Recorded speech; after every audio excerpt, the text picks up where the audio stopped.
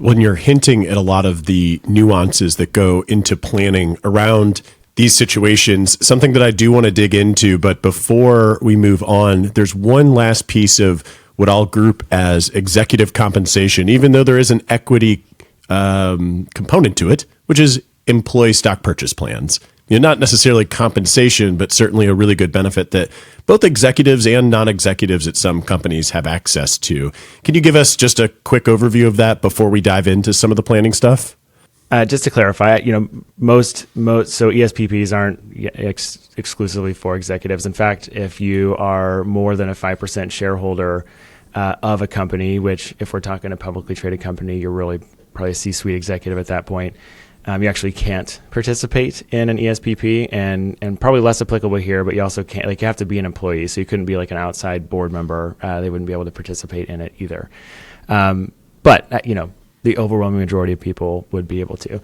And you're right, it's not a form of compensation. I don't receive it through payroll, but you can only get it if you're an employee there. So I just think of it as like a perk, or an employee benefit. And in that sense, the compensation piece is the special discount you can get by participating in it. And so that's why it's often grouped in with equity comp, is because it involves company stock, and it is something that only employees can participate in. So the difference with an ESPP is it's not tied to, it's not W-2 income. It doesn't come through payroll.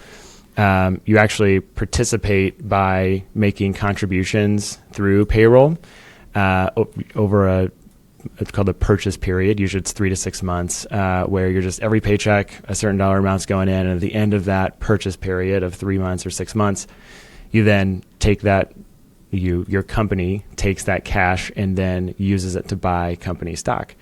The benefit there is that there's some sort of discount mechanism built in that can range usually from 5 to 15%.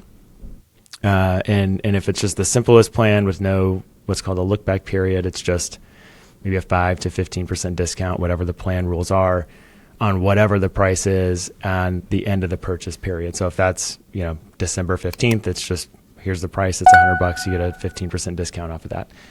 There are some plans that have a very valuable feature called a look back provision. So same deal, 5, 10, 15% discount, except instead of just being tied to whatever the price is at the end of that purchase period, it's either that or some date in the past. And this would be the beginning of an offering period, usually 12 to 24 months ago.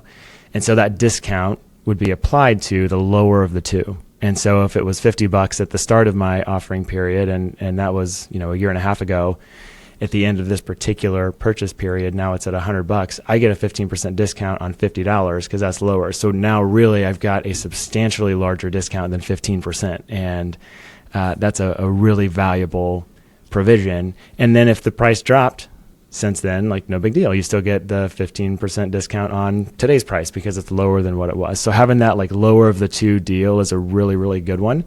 And it can be a pretty valuable benefit. There are some limitations. You can only purchase up to $25,000 worth of stock in any given calendar year. So that's not $25,000 of my own money. It's $25,000 worth of stock. So the amount you can actually put in is the less. And then the company may have additional rules of, up to, maybe they have a dollar amount that's less than that, or, up to 15% of your salary or whatnot. So you've got IRS rules to think about, and then there's going to be some company specific provisions around there too.